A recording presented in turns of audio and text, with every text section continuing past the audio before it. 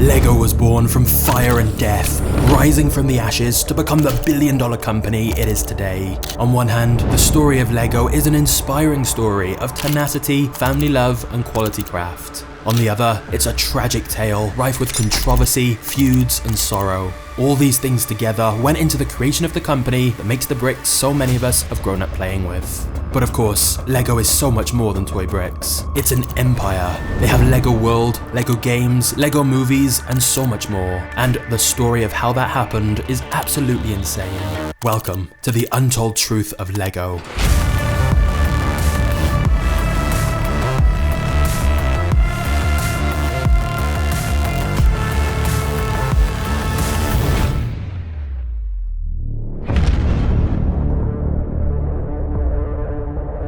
Ole Kirk Christiansen was born in 1891 in a small village in Denmark called Filskov.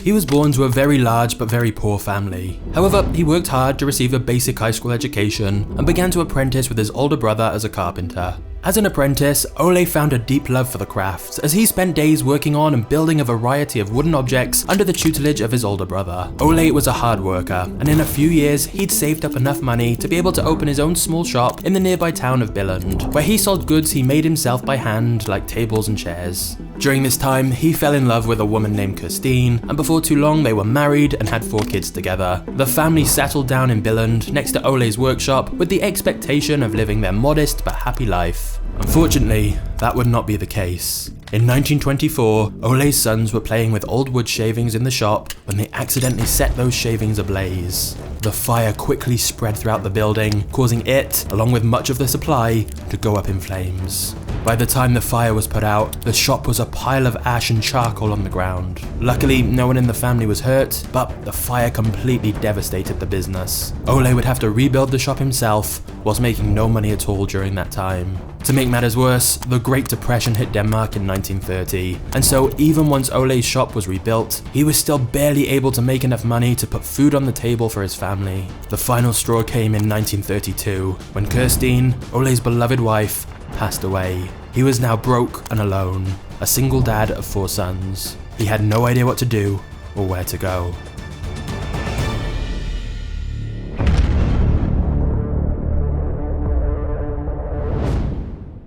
One day, Ole came across some extra wood in his shop and used it to make some toys for his sons to play with, a gift for them during these trying times. He made a duck on wheels that could be pulled around with a cord like a dog on a leash, and after seeing the joy it brought his children, he began to make them more toys out of the spare wood and found that not only did his kids enjoy playing with them, he enjoyed making them. So Ole began to make and sell toys out of his shop.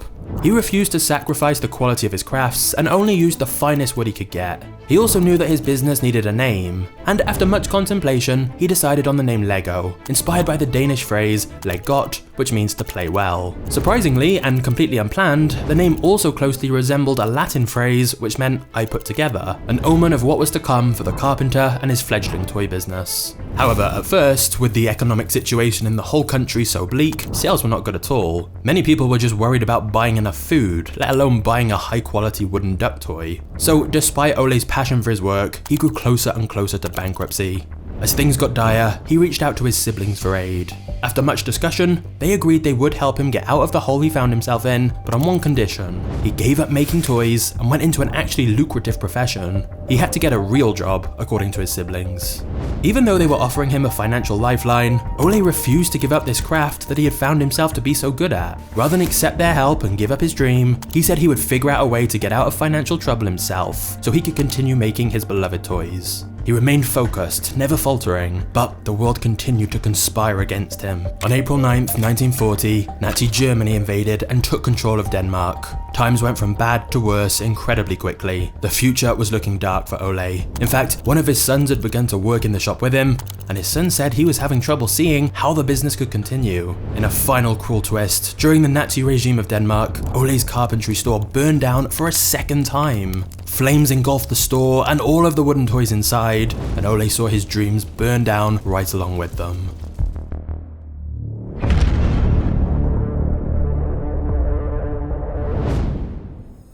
On May 4th, 1945, the Allies freed Denmark from the control of the Nazis. Whilst the country hadn't suffered as bad as other occupied countries, the economy was still very hurt from the occupation. This led Ole to search for a new, cheaper material he could use to make his toys with. Enter the plastic injection machine. During wartime, Denmark, along with many other countries, had put a ban on the use of plastic for non-essential items, which toys fell under. However, this ban was lifted a couple of years after the liberation of Denmark, and Ole attended a conference in Copenhagen where he got to see the machine in action, and witnessed what his new material for his toys would be. Now, there was still much debate on the validity of plastic toys, as many people thought kids wouldn't want to play with cheap-looking things. But Ole could see the potential and was willing to take the risk. He used what very little money he had left to buy a plastic injection machine. He had found his new material and he was ready to make plastic toys and embark on a new phase of his business. Ole rebuilt his now twice burned store and began making plastic toys. He started by making plastic teddy bears and then made a plastic tractor, which he named the Ferguson tractor. There were two different models someone could purchase, one already constructed and one in pieces that someone could make themselves. After years of struggle for Ole and Lego, the tractor was a success, and between the years 1951 and 1954, the company ended up selling around 100,000 Ferguson tractors. Thanks to Ole's new creation, things were finally looking up, but things were about to get a lot crazier.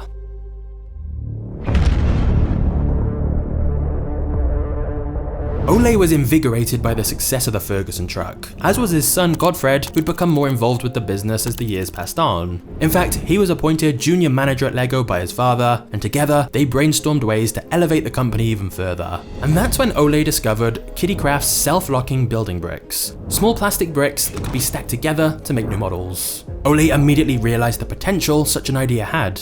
The self-locking building bricks had been patented by Kittycraft's owner, an English businessman named Hilary Fisher Page. But despite the patent, Lego still released its own bricks called automatic binding bricks. Now, there's a lot of dispute over if Lego stole the idea from Page and Kittycraft. Lego claims that it had received permission to use the brick design as it saw fit, but those close to Page claim that the toy maker had no idea of Lego's existence, much less their usage of his design, before his death in 1957. Whatever the case may be, Lego ended up buying the design of Kittycraft's self-locking building bricks in 1981 for £45,000 in an out-of-court settlement. Whatever the truth may be on whether or not Lego stole Kittycraft's idea, what's clear is that relatively speaking, they bought the rights to it very cheaply. But anyway, back in the 50s when Ole first discovered this brick design, he and his son Godfred began focusing most of their attention on these bricks, as they felt they could turn them into something more. At this point, their business was selling a variety of different toys, but Godfred wanted to encourage more creativity within children. His mind whirred with ideas, and in 1955, he had his first breakthrough. Lego released the Systems in Play set, a townscape which kids could build using Lego's automatic binding bricks, and this proved to be very successful. Ole was thankfully able to see the success his son was bringing to his business before his death in 1958.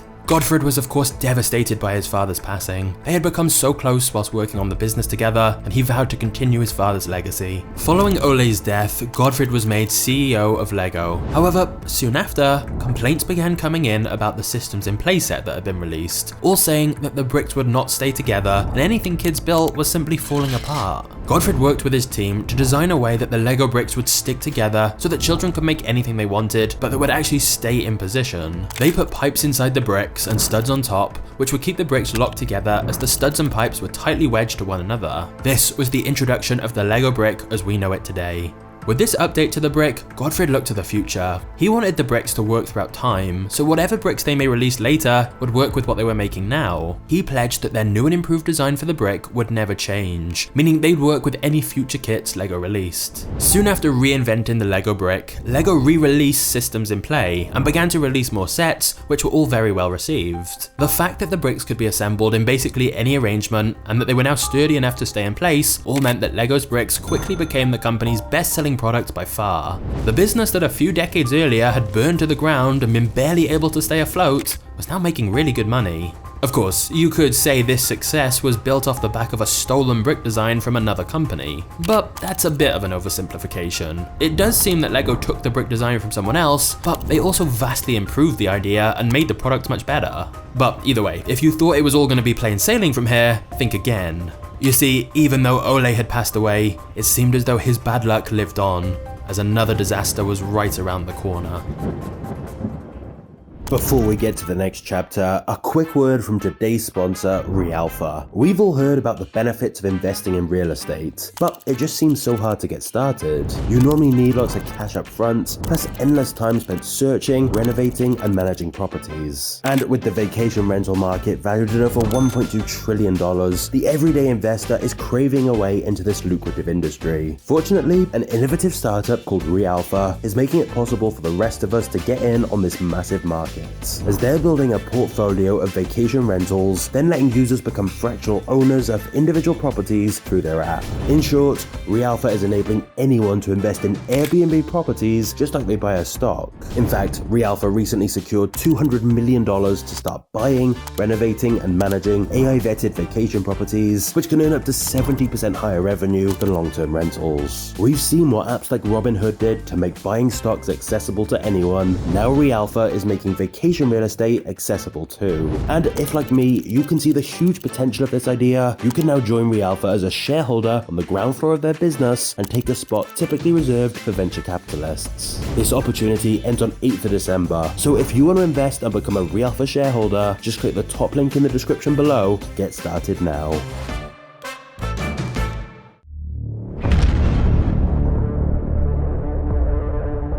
Whilst the plastic bricks were a huge success, LEGO didn't stop making wooden toys. In fact, they began incorporating plastic components to them with the same idea of kids building toys themselves, and they called this product Bilofix. This product was managed by Godfrey's brothers, Carl George and Gerhard. Despite the success of the plastic toys, they figured it was still nice to have woodwork involved in the company because it honored the store's humble beginnings. However, as is the recurring case with this family, things didn't end up going as planned. In 1960, their old enemy, the Flame, made itself known again.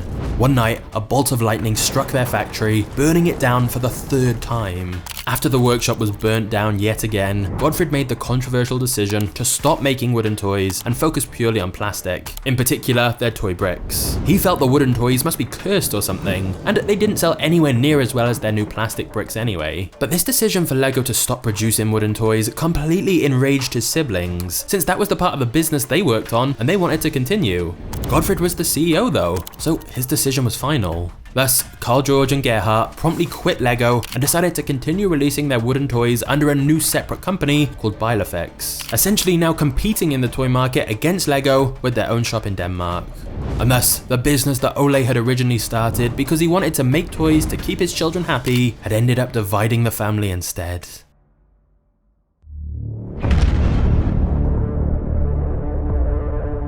LEGO had begun to rake in a lot of money, and with its incredible success, Godfrey's business ideas continued to grow and spiral into endless creativity. Godfrey constructed an airport in Billund to help with LEGO's international sales. He also began to get involved in theme parks, creating Legoland.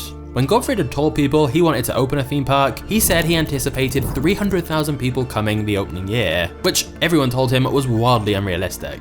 But in reality, around 625,000 guests visited Legoland in its first year, blowing all expectations of what the company could do out of the water. The possibilities for LEGO seemed endless, and Godfrey had the creativity and ambition to match. So LEGO began to publish books, start clothing lines, and eventually even start a video game division within its offices. The company was on track to be able to accomplish anything it seemed, and all the disasters of the past were beginning to seem like bad dreams. On July 13th, 1995, Godfrey passed away, but died content knowing that his and his father's business had become the success they always dreamed it would be. Thankfully, he passed away right before all of those dreams came crashing down.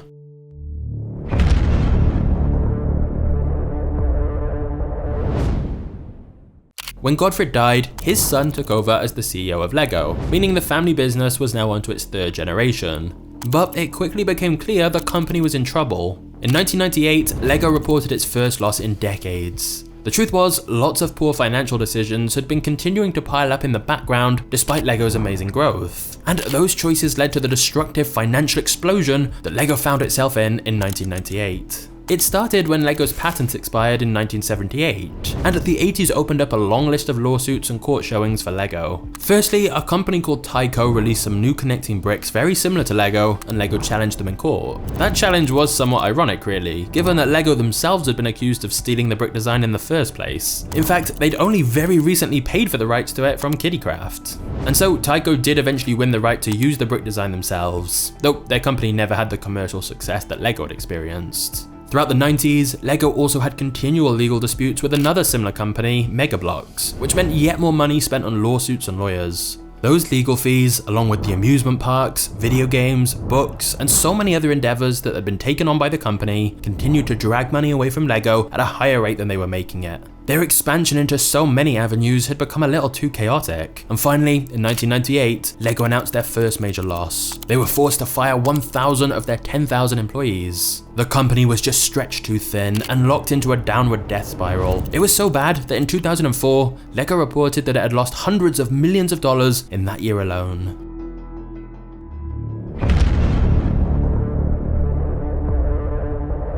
After the 2004 disaster, Godfred's son stepped down as CEO and appointed the first non-family CEO of the company, Jürgen Vig Knudstorp, with the obvious goal of turning what had become a financial nightmare back into a success story. There was a lot of work to do, and a lot of failed ventures that needed to be turned into successes. Firstly, Jürgen began working on different merchandising efforts, and selling off what wasn't making the company money whilst keeping what was. He discontinued products that the company had no experience in, and focused on what it did best. He also focused on the rising success of video games, and doubled down on licensing their product to other popular brands, from Star Wars to Winnie the Pooh, which helped boost sales massively by attaching Lego to other popular franchises. Soon, the changes began to make the company's finances look a lot healthier. Jürgen was just 35 when appointed as CEO of the company, and in no time at all, he'd had a hugely positive impact. Whilst much of his work involved reducing the amount of new business ventures Lego took on, there was one new avenue that Lego embarked on.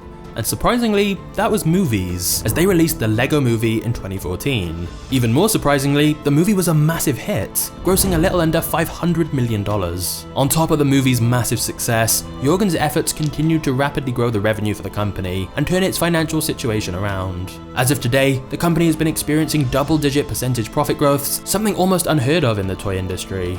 And so you see, from a small workshop run by a stubborn carpenter experiencing hardship after hardship to a multi-billion-dollar global empire, Lego's success is nothing short of spectacular. Ole started with nothing but his willpower, his love for carpentry, and his joy of making his sons happy with the toys he made. And whilst the journey to success was an extremely bumpy ride, spanning multiple generations, Ole's relentless determination laid the foundations for what Lego has now become. You'd think if your business burns down 3 times, that'd be a sign to stop. But in true Lego fashion, the family just kept rebuilding it. However, there is another company with an even crazier story that I think you'll like, and that is the history of Nike, which you can watch right now by clicking the thumbnail on screen. I'll hopefully see you there in a second. Cheers.